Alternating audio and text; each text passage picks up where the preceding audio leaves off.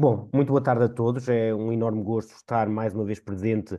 nesta formação da Debates e Discursos. Enfim, ao longo dos últimos anos tenho sempre participado, na medida do possível, nestas formações, precisamente porque todas estas formações são mais do que pontos de chegada, pontos de partida reflexivos para nós debatermos estes temas, para nós também conseguirmos aqui encontrar vias de evolução futura sobre estes temas. Precisamente por isso também deixar aqui aquilo que é um bocadinho o plano da minha apresentação, uma apresentação muito breve. Nós temos aqui uma abordagem extensa sobre as características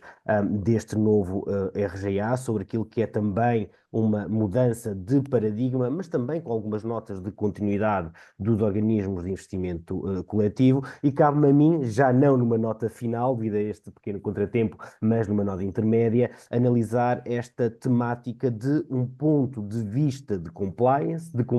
dinâmico, e claro, com aquilo que é uma especial consideração sobre o quadro de responsabilidade existente e também concretamente sobre o quadro sancionatório. Este é, parece-me a mim, um momento ideal para fazer este tipo de reflexão. Estamos perante aquilo que é uma crescente preocupação com um fenómeno poliédrico, com um fenómeno dinâmico destes temas económicos, temas que são, por natureza, mais complexos, mais sofisticados, com aquilo que é também um potencial de repercussão pluriofensiva, mas também estamos num momento histórico em que as entidades têm vindo a ver aumentar aquilo que são as situações, aquilo que são os quadros, aquilo que são as redes em que pode surgir a sua responsabilidade. E, portanto, de um ponto de vista de abordagem de compliance, naquilo que é um espectro também de análise jurídico-penal, já estão afastados os tempos em que as entidades podiam ser entendidas como um lugar de opacidade, e agora aqui de uma forma provocatória, de opacidade desejável. São hoje entendidas como uma parte fundamental, como uma parte essencial naquilo que é a instalação de uma cultura de transparência, de aplicação jurídica consciente, de aplicação jurídica sustentável e, claro, de uma verdadeira cultura de cumprimento normativo, de uma verdadeira cultura de compliance. E hoje existe também aquilo que é uma nova realidade, e uma realidade cada vez mais exigente. O Dr. Subtil deu nota disso, os primeiros convidados deram também nota disso. Nós hoje falamos em entidades que têm que estar, enfim, completamente compliance com aquilo que são estas novas redes sancionatórias, de prevenção de branqueamento de capitais, de regime geral da prevenção da corrupção, de canais de denúncia, whistleblowing, ECG, agora a nova regulamentação de criptoativos, a nova regulamentação da inteligência artificial, mas que acabam todas estas redes por ter aqui uma aplicação síncrona e que sublinham a ideia que estamos perante um modelo de assunção de preocupações de compliance, e estes têm que se começar também a desenvolver dentro das próprias entidades. E, portanto, tudo aquilo que são procedimentos de identificação e diligência, QIC, QIT, identificação no onboarding dos clientes, manuais de prevenção de branqueamento de capitais, códigos de conduta, manuais de conflitos de interesse, segregação de funções, matrizes só, etc, etc, etc, começam também a entrar nesta realidade. No caso dos organismos de investimento coletivo, obviamente que as preocupações deste novo RGA são claras e passam pela sinalização de objetivos de transparência de mercado, por um lado, e também de proteção dos investidores pelo outro. Precisamente por isso, se calhar, é o tempo de uma forma aqui resumida, ir buscar algumas sementes que foram deixadas pelo Dr. Subtil, pelos nossos convidados, pelo Tomás, pelo João Corte Real, pelo João Subtil, que de forma brilhante abordaram todos estes temas, e aqui um advogado mais da área do compliance, do direito sancionatório e, enfim, do direito penal e económico, vai tentar fazer um resumo de todas estas ideias num todo sistemático e num todo harmónico. Apenas projetar aqui alguns slides, aqui alguma apresentação. Como a Cláudia disse, esta apresentação está disponível, portanto, e disponibilizada, e, portanto, vou aqui apenas fazer uma análise perfunctória dos temas gerais. Estamos a falar em quadro de responsabilidade, por um lado, e depois no quadro sancionatório, pelo outro. Relembro aqui que, relativamente ao quadro sancionatório, este foi marcado como um dos grandes objetivos deste novo regime geral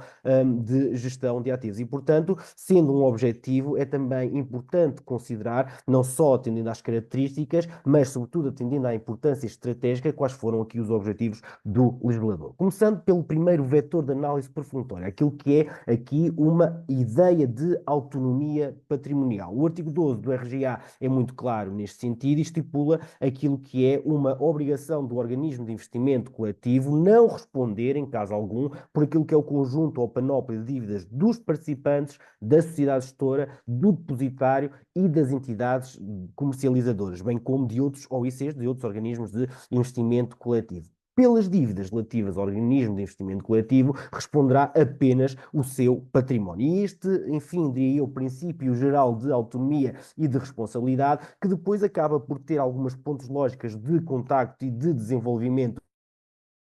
que é, obviamente, o resto do clausulado, o resto da previsão, o resto dos normativos presentes no RGA, mas que tem, por exemplo, especial importância aqui no artigo 90 do RGA. De facto, encontra-se excluída a responsabilidade civil da sociedade gestora pela informação que é incluída no documento com informações fundamentais destinadas aos investidores ou na sua tradução, salvo se o mesmo contiver menções enganosas, for inexato, incoerente com o prospecto. Aqui com uma aproximação que me parece óbvia àquilo que é até a previsão das situações de uso de informação enganosa para a captação de investimento, que agora estão reguladas no Código de Valores Mobiliários. Isto faz, no entanto, que este documento tenha que ter informações fundamentais destinadas aos investidores e tenha que conter um disclaimer com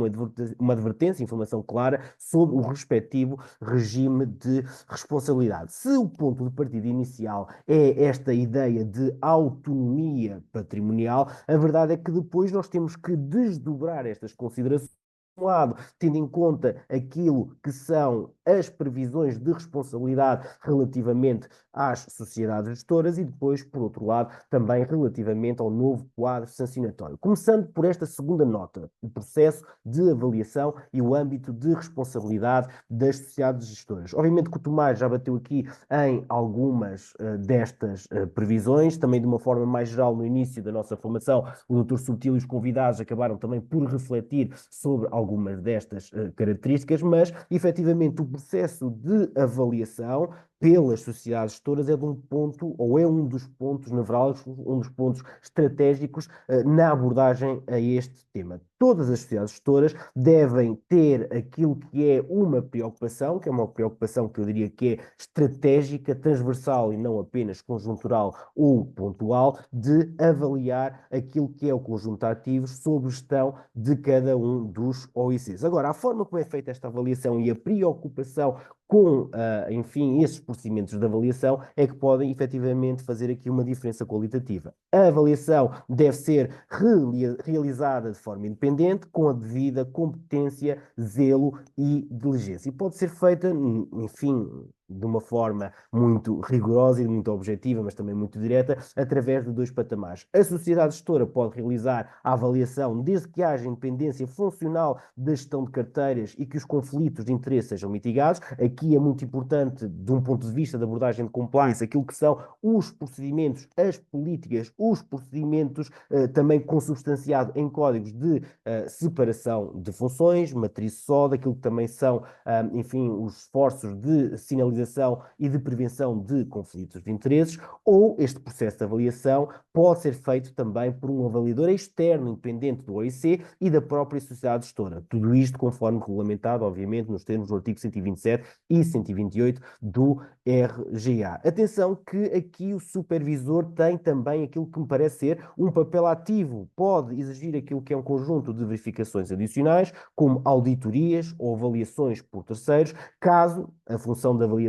não seja desempenhada por avaliador externo. E parece que existe aqui um desidrato claro de tornar o supervisor, neste caso a CMVM, como um patamar, uma válvula de segurança adicional, de forma a conferir, enfim, uma validade acrescida a todo este processo de avaliação. Também uma nota para dizer que, no caso do avaliador externo, este tem que estar sujeito, obviamente, àquilo que são procedimentos de registro profissional obrigatórios reconhecidos por lei e, em caso de responsabilidade, este avaliador é responsável, quer perante a sociedade gestora,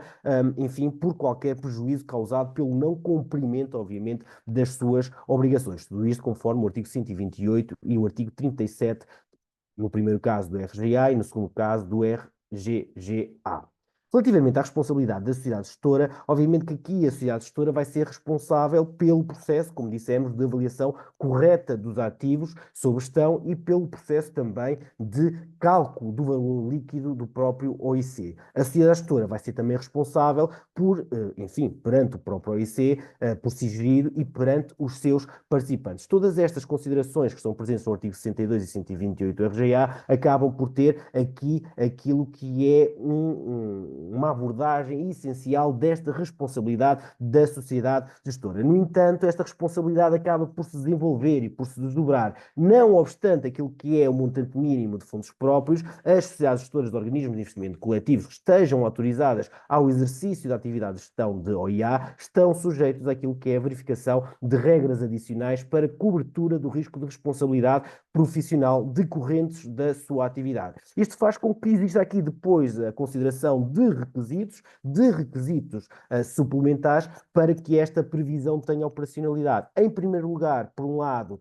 tem que ter fundos próprios suplementares suficientes para cobrir eventuais riscos resultantes de responsabilidade civil profissional, a título de negligência, ou tem que celebrar um seguro de responsabilidade civil profissional suficiente que cubra a responsabilidade por atos de negligência profissional e que seja adequado aos riscos cobertos. De uma forma muito perfunctória, como resumo daquilo que é esta responsabilidade da sociedade gestora. Esta responde por aquilo que são os danos causados aos participantes pelo incumprimento. Sim, o João está a falar.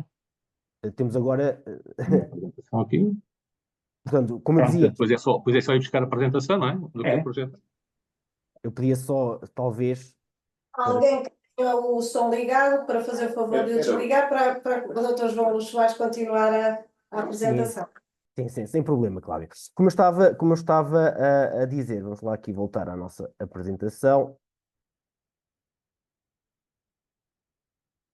Como eu estava a dizer, de uma forma muito perfunctória, como resumo daquilo que é esta responsabilidade da sociedade gestora, esta responde por aquilo que é o conjunto de danos causados aos participantes pelo incumprimento ou pelo cumprimento defeituoso dos deveres por lei, regulamento ou documentos constitutivos dos organismos de investimento coletivo, presumindo-se em qualquer caso a culpa. E, portanto, existe aqui logo, ou desde logo, uma indicação de uma presunção legal neste âmbito de responsabilidade, obviamente, da culpa da sociedade gestora. Por outro lado, compensa também os participantes por aquilo que são os prejuízos causados em consequências de situações em que seja possível estabelecer esse nexo de causalidade. E obviamente que depois o próprio RGA nos dá aqui um conjunto indicativo e enunciativo dessas situações em que poderá existir, obviamente, aquilo que é um processo de compensação por parte dos participantes. Estamos a falar de erros e irregularidades na avaliação ou na imputação de operações à carteira do organismo de investimento coletivo, estamos a falar em erros e irregularidades no processamento das subscrições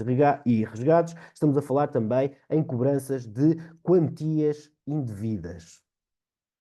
A sociedade gestora é, assim, nos termos do artigo 77 do RRGA, responsável por ressarcir os participantes por prejuízos causados naquilo que é a gestão do OIC, por erros nomeadamente ocorridos. E, obviamente, temos aqui aquilo que é um processo indicativo daquilo que podem ser erros em que a sociedade gestora terá que, efetivamente, começar e terá que desenvolver esse processo de ressarcimento. Erros ocorridos naquilo que é o processo de valorização do património do OIC, no cálculo do valor da unidade de participação, na divulgação do valor da UP, na realização de operações por conta do OIC, na imputação das operações de subscrição e regate ao património do OIC. Atenção que a sociedade gestora deve também informar os participantes sobre o erro e a forma de ressarcimento. E, portanto, tudo aquilo que são preocupações de transparência, de integridade e até próximas de uma ideia de,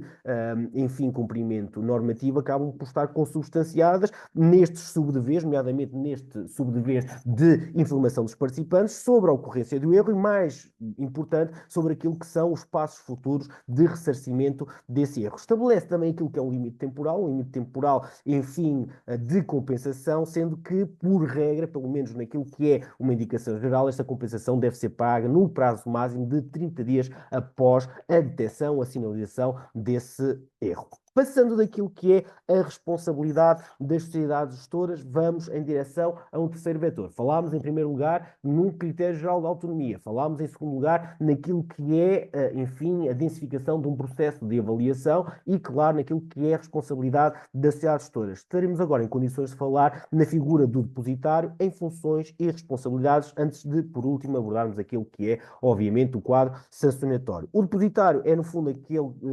responsável pela guarda dos ativos que constituem a carteira do organismo de investimento coletivo e, portanto, a pergunta é óbvia: quem é que pode ser depositário? Em primeiro lugar, as instituições de crédito que disponham de fundos próprios não inferiores a 5 milhões de euros, no termos do 130 do RGA. Tudo aquilo que são empresas de investimento autorizadas a prestar o serviço de registro e depósito de instrumentos financeiros por conta de clientes e que estejam sujeitos a requisitos de fundos próprios nos termos da legislação europeia, desde que cumpram dois requisitos adicionais nos termos deste mesmo artigo 130. Por um lado, disponham daquilo que são meios necessários para que os instrumentos financeiros sob guarda possam ser registados numa conta de instrumentos financeiros, aberta nos registros depositários, e aqui, muito interessante, até mais uma vez numa ótica de compliance, possuam sistemas robustos de controle interno, mecanismos de avaliação de risco e procedimentos imperativos de prevenção de conflitos de interesse. E, portanto, tudo aquilo que nós andamos a falar a propósito de outras redes sancionatórias, do whistleblowing, dos canais de denúncia, da prevenção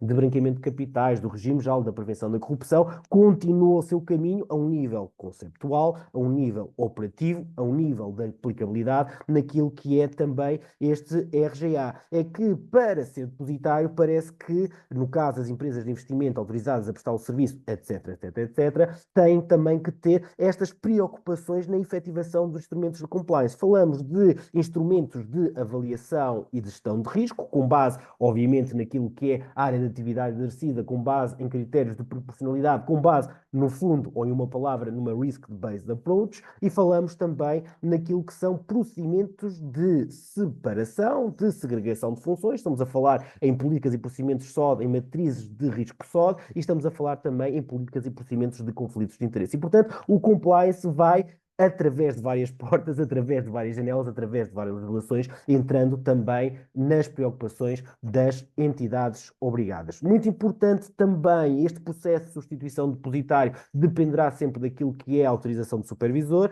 da CMVM, mas está também sujeito à supervisão da CMVM e deve, por isso, desempenhar tudo aquilo que são os processos de informação sobre o desenvolvimento da sua atividade. Atenção que, quer no RGA, quer na prevenção do branqueamento de capitais, quer em todas estas redes sancionatórias em que são estipulados um conjunto de deveres e de obrigações para as entidades obrigadas, nós já não nos podemos satisfazer com aquilo que é a execução destes deveres, identificação e diligência, QIC, QIT, dever de comunicação, dever de abstenção, recusa, etc., etc., toda essa panóplia de deveres que existem em outras legislações, mas que neste RGA parece que existe um especial dever de informação por parte deste depositário, dizia eu que não nos podemos, enfim, satisfazer ou encarar estes deveres de uma forma inicial. Todos estes deveres têm uma aplicação inicial, obviamente, mas têm que estar sujeitos a uma lógica perene, transversal, regular, sujeitos àquilo que são, obviamente, também diferentes momentos temporais,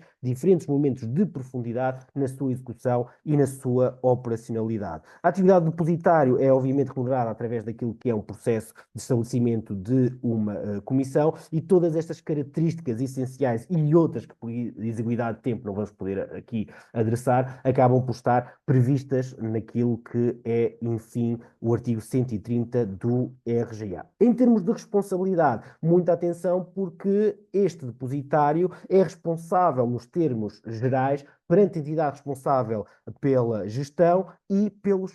perante os próprios participantes, por aquilo que é a perda por si ou por terceiro subcontratado de instrumentos financeiros confiados à sua guarda, e também por aquilo que são prejuízos sofridos pelos participantes em resultado de incumprimentos dolosos ou por negligência nas suas obrigações. E, portanto, mais uma vez, o enfoque é aqui colocado, parece-me a mim, naquilo que é o âmbito de competência funcional, naquilo que é o âmbito de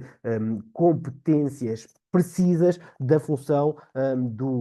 enfim, depositário e que, obviamente, aqui tem que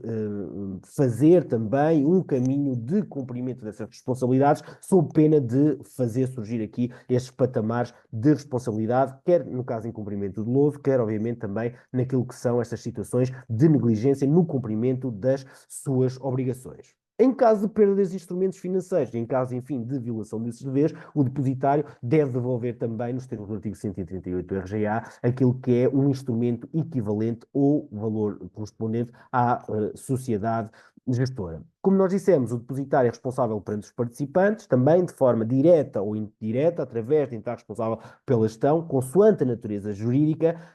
da relação entre o depositário, a entidade responsável pela gestão e os participantes. O depositário é também responsável, independentemente de haver essa relação de subcontratação a um terceiro de guarda de parte ou mesmo da totalidade destes instrumentos financeiros. Uma característica também muito interessante é que, efetivamente, os participantes podem acionar diretamente a entidade depositária sem que haja aqui uma consideração de uma duplicação de processos compensatórios. E, portanto, é mais uma, enfim, diria eu, um caminho de comprometimento, de compromisso efetivo desta figura do depositário nos termos do artigo 138 do RGA. Este artigo prevê também aquilo que são algumas situações em que esta responsabilidade do depositário pode ser excluída. Estamos a falar aqui, normalmente, naquilo que são processos de eventos externos fora do controlo razoável. Para aqueles que, enfim, se lembram, falamos no conceito jurídico de força maior, que aqui, com grandes saltos, com algumas adaptações, pode também ter aqui alguma relevância no âmbito desta cláusula de exclusão da responsabilidade do depositário. Em caso de perda de instrumentos financeiros que são confiados à guarda do terceiro, o depositário de OIA de subscrição particular ou dirigida exclusivamente a investidores profissionais, e portanto temos aqui uma exceção ou pelo menos um desenvolvimento do regime geral, pode também exonerar-se desta responsabilidade mediante cumprimento daquilo que são as relações de subcontratação, por um lado, por outro lado, perante celebração de contrato escrito que preveja uma cláusula de transferência de responsabilidade para a entidade subcontratada, para o terceiro, e, claro, sociedade gestora e participantes têm que ser, neste âmbito, também devidamente informados, mais uma vez, aquilo que é uma densificação deste dever de informação. Quarto vetor a ficar aqui na retina relativamente a esta temática de supervisão, de regulamentação, de quadro de responsabilidade. É que, efetivamente, este RGA assume como um dos seus desiderados, como uma das suas marcas de ADN normativo, aquilo que é, por um lado, o papel essencial da CMVM numa supervisão documental e prudencial ex post, portanto, havendo aqui esta transferência de responsabilidade também para o próprio supervisor, mas, por outro lado, e é aquilo que também aqui nos interessa, a construção de um novo quadro normativo que se quer rigoroso, que se quer objetivo, que se quer claro e que não aparece no fim da linha, não aparece, enfim, a jusante, aparece a montante naquilo que é uma preocupação em que esse quadro sirva também para prevenir aquilo que são situações de incumprimento no mercado dos organismos de investimento coletivo. Aquilo que o Dr. Subtil, no início da nossa formação, sinalizou a um nível macroestratégico como a proteção dos investidores, a integridade no mercado, eu diria a construção de uma cultura de transparência, integridade e cumprimento normativo no âmbito destes organismos de investimento coletivo, de continuidade, obviamente, acaba por estar considerada ou consubstanciada naquilo que é também este quadro sancionatório novo e que, vejam bem, está fora do ambiente do RGA, acaba por estar estipulado por remissão para o artigo 397b do CVM, do Código dos Valores Mobiliários, que faz aquilo que é a construção de um catálogo que define as situações, as contornações graves e muito graves relacionadas com os procedimentos de gestão, de depósito e também de comercialização destes OICs. Obviamente, por exiguidade de tempo, não temos tempo para ver todas essas situações. Deixo-vos aqui um preview daquilo que são os temas perfunctórios que estão no escopo deste, enfim, catálogo de contornações muito graves na gestão do ZOIC, conforme o Código de Valores Mobiliários. Tudo aquilo aquilo que sejam a realização de atividades relacionadas a organismos de investimento coletivo sem a devida autorização ou registro. É uma contornação muito grave. Inobservância dos níveis mínimos de capital inicial ou fundos próprios exigidos. Infringir aquilo que são as regras sobre elegibilidade de ativos, limites de investimento e endividamento. Vejam bem aqui, mais uma vez, já no fim da linha, aquilo que é a punibilidade do não cumprimento destas preocupações de compliance, a não implementação de políticas e procedimentos adequados, risk-based approach, para a gestão de riscos. Aquilo que é a realização da avaliação de ativos que não correspondam ao seu valor. O incumprimento das regras sobre a autonomia patrimonial ou relativas à segregação patrimonial dos organismos de investimento coletivo. Utilização de denominações, violação de regras relativas ao idioma, não conservação ou registro da documentação, publicidade que não cumpre os requisitos legais, muito próximo do uso de informação enganosa para captação de investimento, que também, enfim, foi há alguns anos, já quase há uma década, inserido também neste Código dos Valores Mobiliários, violação de dever de alteração da firma, violação de deveres relativos aos OICs, enfim, toda esta panóplia de situações pode dar origem àquilo que é a aplicação de um processo de contorno nacional e depois àquilo que, obviamente, que é a aplicação de uma coima. Quando falamos em contornações, quando falamos em coimas, falamos também na responsabilidade. E é isto que é a pedra de toque de todo este regime. A responsabilidade pelas contornações, conforme ela está prevista no Código dos Valores Mobiliários. Pela prática de todas estas contornações, podem ser responsabilizadas pessoas singulares e, obviamente, também pessoas coletivas, independentemente da regularidade da sua constituição, sociedades e associações sem personalidade jurídica. Temos, portanto, aquilo que é uma cláusula geral de responsabilização, mas que depois, nos termos de 401, 2, 3 e seguintes, acaba por ter aqui algum desenvolvimento. As pessoas coletivas são, desde logo, responsáveis pelas contornações previstas neste Código, quando os factos tiverem sido praticados no exercício das respectivas funções, ou em seu nome, ou por sua conta, pelos titulares dos seus órgãos sociais, mandatários, representantes ou trabalhadores. Temos aqui uma ponte lógica de contato, uma aproximação direta, diria eu, àquilo que é o artigo 11 do Código Penal e que prevê, com poucas alterações, aquilo que é esta responsabilidade por factos praticados por estes elementos em representação, obviamente, da entidade. Uma nota também me parece fundamental é que este artigo 11 acaba por ser o resultado de uma transformação ocorrida também em 2021, por aquilo que é uma reformulação deste artigo 11 em direção a um alargamento do perímetro das situações de responsabilidade das pessoas coletivas. Se este alargamento do perímetro da responsabilidade das pessoas coletivas, nós, em camadas sucessivas, acabámos por ver aquilo que tinha sido o esforço anterior relativo à prevenção de branqueamento de capitais, mais aquilo que foi o novo regime geral da prevenção da corrupção, mais a lei do whistleblowing, mais agora a nova regulamentação de criptoativos e sistemas de inteligência artificial, vemos que todas estas preocupações fazem parte, enfim, do mesmo cosmos de transparência, integridade, cumprimento normativo, mas que se impõem dentro das entidades e que exigem aquilo que é uma visão de compliance, não, enfim, post-facto, mas sobretudo preventivo, sobretudo de planificação na construção e no cumprimento destas obrigações. Obviamente que também aqui, nos termos do 401, número 3 e enfim, como é também estabelecido, quer no Código Penal, no artigo 11, quer no regime geral das contornações e quer no regime geral das contornações económicas, aquilo que acontece é que a responsabilidade desta pessoa coletiva pode ser excluída quando o agente atua contra ordens ou instruções concretas, individuais e expressas da própria entidade, transmitidas aos agentes por escrito antes da prática do facto. No entanto, isto num processo de contorno nacional acaba por ser um tema de prova de conseguir, efetivamente, provar que aquele determinado agente,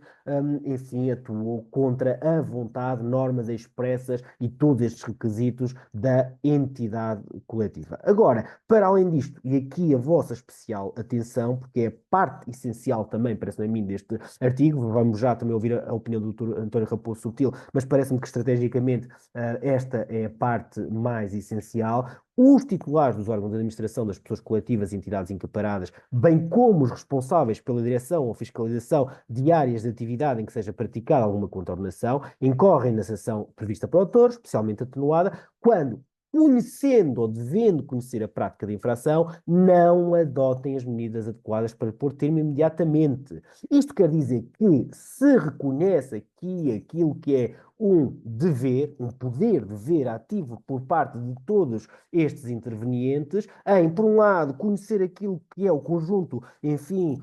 das redes legais sancionatórias, em, especificamente, conhecer todas estas informações que nós tivemos a abordar ao longo desta formação exaustiva sobre este novo RGA e, mais do que isso, têm que ativamente políticas, procedimentos, códigos, estratégia de compliance também estarem preparados para prevenir, isto é,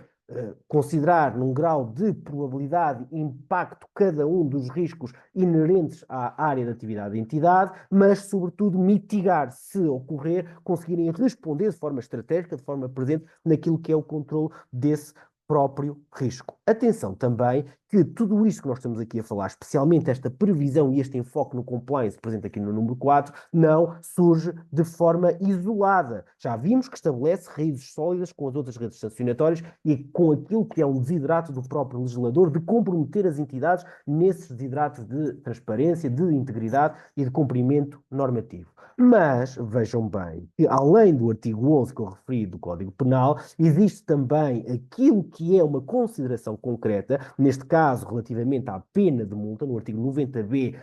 número 4, vocês podem encontrar esta informação nos PowerPoints, que se for fixada uma pena de multa a uma dada entidade, a uma pessoa coletiva, pode ser considerada a circunstância da pessoa coletiva ter adotado, ter executado, depois da comissão da infração e até à data da audiência de julgamento, um programa de cumprimento normativo com medidas de controlo e vigilância idóneas para prevenir crimes da mesma natureza ou para diminuir significativamente o risco da sua ocorrência. E, portanto, nós temos aqui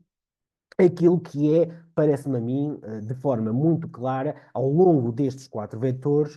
a assunção da importância de compliance e a assunção da importância da planificação de compliance. Normalmente estes temas são vistos já em fim de linha, são vistos já depois da ocorrência de um processo contorno nacional e o papel, o nosso papel, qualquer um dos advogados que estiveram aqui nesta formação, enfim, também nas suas diversas vertentes, é prever, é preparar, é formar e é, portanto, planificar tudo isso. Como nota final, e antes também de passar a palavra aos meus colegas que já devem estar preparadíssimos para entrar, parece-me a mim que nós temos que começar a abordar estes temas relativos do compliance de uma maneira diferente. A mudança de paradigma tem que também partir das próprias entidades e dos próprios intervenientes jurídicos nestas temáticas. Por tudo aquilo que nós tivemos aqui hoje a abordar, especialmente neste cantinho referente ao quadro da responsabilidade, identifica-se com aquilo que é uma importância espectral, obviamente, daquilo que são os programas de compliance das entidades. Estas preocupações de compliance, de prevenção de branqueamento de capitais,